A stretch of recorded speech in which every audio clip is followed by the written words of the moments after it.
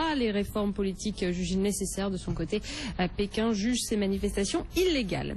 Les craintes de déflation en zone euro relancées, l'inflation a ralenti à 0,3% au mois de septembre, c'est son plus bas niveau depuis 5 ans. On est de plus en plus loin de l'objectif de 2% visé à moyen terme par la BCE et cela entraîne un recul de l'euro face au dollar. Bon, c'est un chiffre qui a un impact sur les différentes classes d'actifs, sur l'euro-dollar notamment, puisqu'on est passé sous la barre des 1,26. Le marché qui anticipe une BCE qui serait contrainte sans doute d'aller encore plus loin que les mesures qui ont été annoncées. Ça impacte donc la devise dans un mouvement de fond de large réappréciation du dollar. On va justement prendre la direction de New York. On retrouve Grégory Volokin sur place, le président de Mescard Financial Services. Bonjour Grégory. Bonjour. Bon, c'est vrai qu'on franchit une nouvelle étape là, en matière de progression du dollar. Alors il y a sans doute les deux mouvements, une baisse de l'euro, mais surtout une progression du dollar à moins de 1,26 désormais. Bon, est-ce que les États-Unis sont à l'aise avec cette devise qui se réapprécie là, Grégory? Pour le moment, il faut dire oui. En fait, ça amène même beaucoup d'eau dans le moulin des membres de la Fed qui sont les colombes. Parce que qu'est-ce qu'ils disent? Ils disent que si le dollar se rapprécie tellement, on va importer de la déflation, pas d'inflation donc, et ça pourra relativement retarder le moment où la Fed va relever ses taux directeurs.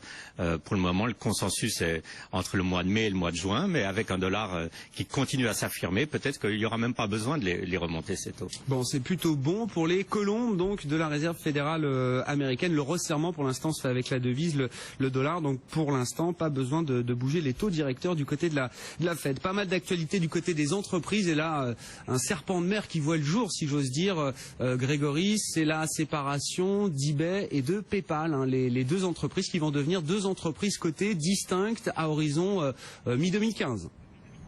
Oui, ça faisait des années, peut-être même plus de 10 ans qu'on en parlait, mais pour que ça arrive, il a fallu vraiment l'intervention de l'activiste Carl Icahn qui a vraiment poussé à cette séparation.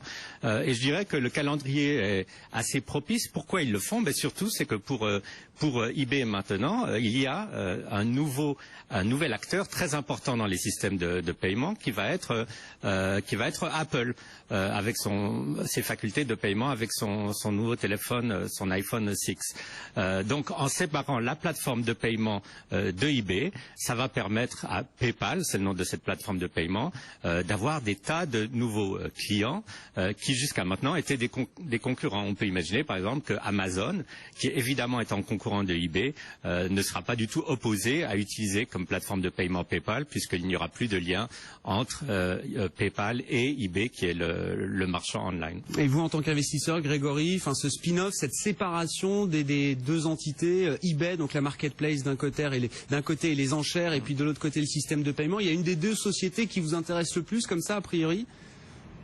Alors, ce qui est intéressant, c'est qu'il va y avoir une société à forte croissance qui va être PayPal, avec une croissance des revenus de plus de 30% annuel, et eBay, qui est le marché sur Internet, avec une faible croissance, mais qui va être extrêmement intéressant, parce que je pense que très vite, il va y avoir peut-être la volonté pour, par exemple, un Alibaba de les racheter pour s'étendre aux États-Unis. Donc, il va y avoir deux compagnies à posséder, à mes yeux, mais avec deux arguments totalement différents, l'un pour la croissance et l'autre comme potentiel cible pour une acquisition. Bon, en tout cas, le titre eBay, qui est largement soutenu par cette annonce, puisqu'il s'envole de plus de 10%, je crois, avant l'ouverture à Wall Street, dans les échanges d'avant-marché, les échanges électroniques. On est à 20 minutes de l'ouverture de New York. C'est une hausse qui est attendue ce matin, un rebond donc attendu des indices américains. Les indices futurs progressent actuellement de 0,2, 0,3% environ pour les grands indices américains. Merci Grégory Volokin, le président de Mescard Financial Services à New York. On poursuit ce